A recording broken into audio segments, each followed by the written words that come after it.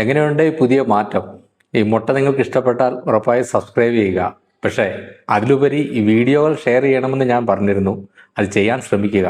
കാരണം പറയുന്ന കാര്യങ്ങൾ അത്രമാത്രം പ്രധാനപ്പെട്ട ആയതുകൊണ്ട് തന്നെയാണ്. അപ്പോൾ ഈ മാറ്റം ഒരുപക്ഷെ എൻ്റെ പാതി പറയുന്നത് പണ്ടത്തെ ഒരു ഭ്രാന്തൻ ലുക്കൊക്കെ മാറി ഒരു വില്ലൻ ലുക്കിലേക്ക് എത്തിച്ചേർന്നു എന്നാണ്. പക്ഷേ ഇത് അനിവാര്യമാണ്. കാരണം ഹൈദരാബാദിൽ ഇപ്പോൾ വൈകിട്ട് രാത്രി 8:30-9 മണിയായപ്പോൾ പോലും ചൂട് 33-35 ഡിഗ്രി സെൽഷ്യസ് ആണ്. അപ്പോൾ ഈ മുട്ടയും നമ്മുടെ ഇലക്ഷനും തമ്മിലുള്ള ബന്ധം എന്താണെന്ന് വെച്ചാൽ, 9-ാം തീയതി നിങ്ങൾ ഇലക്ഷൻ ബൂത്തുകളിലേക്ക് പോകുമ്പോൾ നിങ്ങളും ചിന്തിക്കുന്നത് നമ്മുടെ മീഡിയയും സാംസ്കാരിക നായകന്മാരും ഒക്കെ ഇപ്പോൾ സ്ഥിരമായി പ്രചരിപ്പിച്ചുകൊണ്ടിരിക്കുന്ന ഒരു കാര്യം എന്താണെന്ന് വെച്ചാൽ, ഒരു മാറ്റം അനിവാര്യമാണ്. കഴിഞ്ഞ 10 കൊല്ലമായി ഒരേ സിസ്റ്റത്തിൽ പോയിക്കൊണ്ടിരിക്കുന്ന, ഒരേ രീതിയിൽ പോയിക്കൊണ്ടിരിക്കുന്ന ഇവിടെ നിന്ന് മാറി പുതുതായിട്ട് എന്തെങ്കിലും നമുക്ക് വരണം എന്നാണ് എല്ലാവരും പറയുന്നത്.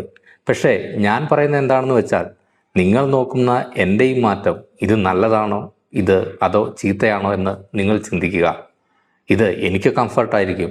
അതുപോലെ തന്നെ നിങ്ങൾ LDF മാറണം, മറ്റാരെങ്കിലുമൊക്കെ വരണം എന്ന് പറയുമ്പോൾ ആ മാറ്റം എന്തിനു വേണ്ടി ആയിരിക്കണം എന്നുള്ളത് അതിനേക്കാൾ ഇമ്പോർട്ടൻ്റ് ആണ്.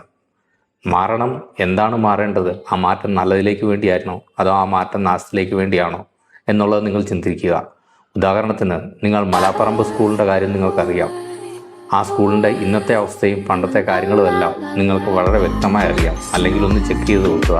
മുണ്ടേരി ഹയർ സെക്കൻഡറി സ്കൂൾ എന്നൊരു സ്കൂളിൻ്റെ റീൽ പലപ്പോഴായി ഞാനിപ്പോൾ കാണുന്നുണ്ട്. ജസ്റ്റ് ഒന്ന് അതിലേക്ക് നോക്കുക. നമ്മുടെ പണ്ടത്തെ പ്രാഥമിക ആരോഗ്യ കേന്ദ്രങ്ങൾ ഇന്നത്തെ കുടുംബാരോഗ്യ കേന്ദ്രങ്ങളായത് അവയെങ്ങനെ മാറിയെന്ന് ചിന്തിക്കുക. അന്നത്തെ റോഡുകളും ഇന്നത്തെ റോഡുകളുമുള്ള മാറ്റങ്ങൾ ചിന്തിക്കുക.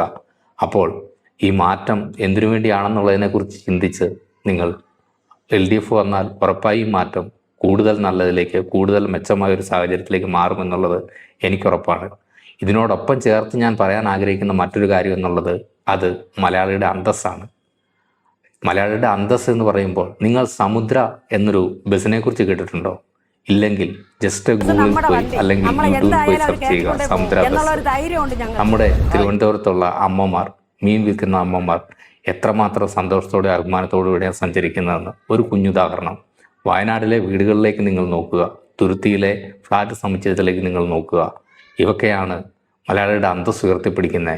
ഒരു ലോഗോയോ അല്ലെങ്കിൽ ഒരു പ്രിൻ്റ് ഔട്ടോ ഇല്ലാതെ, സർക്കാരിൻ്റെ അധികാരങ്ങൾ അടിച്ചേൽപ്പിക്കാതെ ഏത് മലയാളിക്കും സ്വന്തം വ്യക്തിത്വം, സ്വന്തം ആത്മാഭിമാനം പണയം വെക്കാതെ മുന്നോട്ട് പോകാൻ നമ്മുടെ സർക്കാർ നമ്മുടെ ഒപ്പം നിൽക്കുക എന്നുള്ളത് LDF വീണ്ടും തുടരണം എന്നുള്ളതിൻ്റെ മറ്റൊരു നേർക്കാഴ്ചയാണ്. അതാണ് 9-ാമത്തെ കാര്യം.